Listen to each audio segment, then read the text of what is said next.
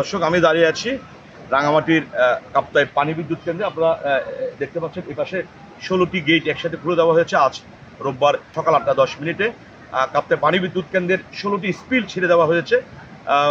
প্রতিটি স্পিল দিয়ে 6 ইঞ্চি করে পানি নিষ্কাশন হচ্ছে, অর্থাৎ প্রতি সেকেন্ডে 9000 কিউসেক পানি কাপ্তাই লেক হতে কর্ণফুলী নদীতে নিষ্কাশন হচ্ছে।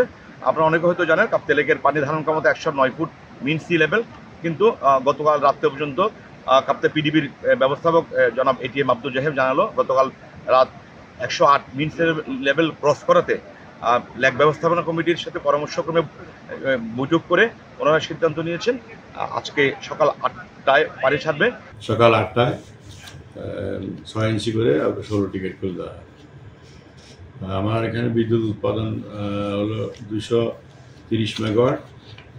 230 মেগাওয়াটের মধ্যে আমার এখানে 5টা মেশিন চলছে। 5টা মেশিনে আমরা 220 মেগাওয়াট বিদ্যুৎ উৎপাদন করতেছি।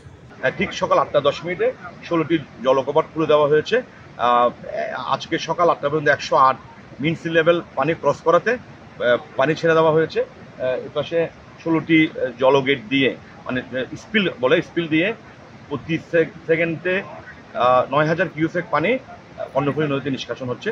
ঝুলন দত্ত, কাপ্তাই পানি বিদ্যুৎ কেন্দ্র, কাপ্তাই।